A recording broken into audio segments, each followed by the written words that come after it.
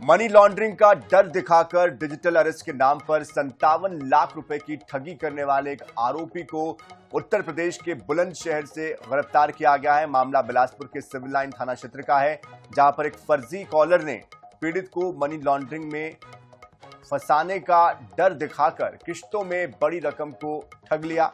रकम की लगातार मांग से परेशान होकर पीड़ित ने पुलिस में शिकायत दर्ज कराई है। जांच के दौरान रकम जिस खाते में ट्रांसफर की गई है उसका लिंक बुलंदशहर निवासी मनिंदर सिंह से मिला था।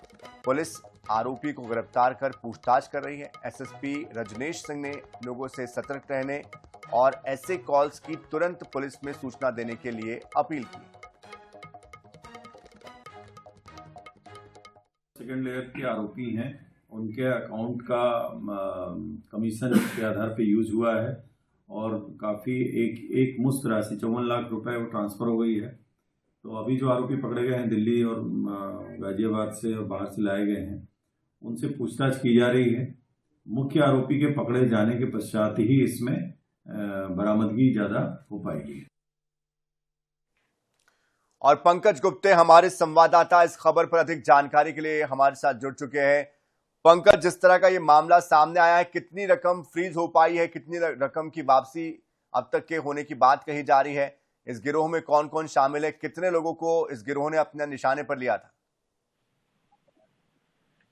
बिल्कुल आपको बताना चाहता हूँ, जो साइबर ठगी का मामला काफी ज्यादा बढ़ते जा रहा है। हाल ही का मामला जो सिविल लाइन थाना क्षेत्र के रहने वाले एक व्यापारी है, उनके साथ इस तरह की ठगी की गई है, जिस पर उनको बताया गया कि एक फर्जी कॉलर ने कॉल करके बोला कि आपने मनी लॉन्ड्रिंग के तहत आपके ऊपर एक मामला दर्ज हो रहा है, इससे अगर आपको बचना है तो आप सबसे पहले अपने पैसे को म्यूल अकाउंट के थ्रू हम तक पहुंचाएं, हम पैसे की जांच करेंगे और पैसे की जांच करने के बाद अगर सही पाया जाएगा तो लौटा देंगे। ये सारी चीज को लेकर के वो काफी घबरा गए और उन्होंने उनके खातों पे किस्त के रूप में करीबन 57 लाख रुपए तक तो उनको दे दिया। ये सारी चीज के मामले में फिर जब साइबर ठगों के द्वारा फिर से कॉल किया गया और अधिक पैसे की मांग की गई, तब उन्हें पता चला कि वो ठगी के शिकार हो रहे हैं। तब जाकर सिविल लाइन थाने में मामला दर्ज हुआ है। एसएसपी रजनेश सिंह के निर्देश पर एक साइबर टीम का गठन किया गया, जो खातों में पैसे उन्होंने भेजा था, उस खाते को लगातार खंगाला गया, जिसके साथ यूपी के बुलंदशहर के रहने वाले मंदर सिंह से जुड़ा है। वहां पर जब बिलासपुर की वहां पर पुलिस की टीम वहां पहुंची, स्थानीय पुलिस के साथ सहयोग से उस मनिंदर सिंह को पकड़ के अभी लेकर के बिलासपुर आए हुए हैं। अभी लगातार पूछताछ जारी है कि ये जो साइबर ठगी कर रहे हैं, इसका मुख्य सरगना कौन है और किस तरीके से अब तक बिलासपुर जिले पूरे प्रदेश के कितने लोगों को या पूरे देश के कितने लोगों को उन्होंने साइबर अरेस्ट कर उनके साथ इस तरीके से फर्जीवाड़ा कर उनसे कितने पैसे ऐसे हैं, ये सारी चीजें फिलहाल अभी जांच चल रही है। लेकिन बिलासपुर के एसएसपी रजनेश सिंह ने साफ तौर पर लोगों से अपील की है, जागरूकता के लिए संदेश दिया है कि अगर कोई भी फर्जी कॉल अगर आपके पास या कोई से भी ऐसे कॉल आते हैं जो आपसे पैसे की डिमांड सीधे तौर पर पैसे की डिमांड करते हैं, क्योंकि जो भी एनफोर्समेंट डिपार्टमेंट होता है वो कभी भी कॉल करके किसी से पैसे की जांच करने की बात नहीं करता। अगर करता है तो सीधे तौर पर उनके घर पहुंचता है, डायरेक्ट करता है। तब अगर इस प्रकार कोई भी अगर कॉल आता है वो पूरी तरीके से फर्जी होता है। ऐसे किसी भी प्रकार के किसी व्यक्ति को कॉल आता है तो एसएसपी ने साफ तौर पर बोला है वो सीधे थाना जाए, उनकी जो जानकारी है उसको गोपनीय रखा जाएगा और जो साइबर ठग है उन पर लगाम लगाया जा सकता है। जी बिल्कुल, लेकिन पंकज गुप्ते, जिस तरह से ये पूरा मामला उजागर हुआ है, आपसे हम ये भी समझना चाहेंगे किस तरह से इस साइबर अरेस्ट या डिजिटल अरेस्ट के मामले सामने आ रहे हैं, इसको रोकने के लिए कोई कैंपेनिंग करने की बात क्या कोई कही जा रही है कि लोगों के बीच जागरूकता फैलाई जाए ताकि लोग इस तरह की गलतियां ना करें? साथ ही ये जो रकम फ्रीज करने की बात हो रही है, जरा इसके बारे में हम चाहेंगे आप भी दर्शकों को बताइए कि समय रहते अगर आप जल्द से जल्द कंप्लेंट करते हैं तो आपकी जो रकम है वो आपको वापस मिल सकती है।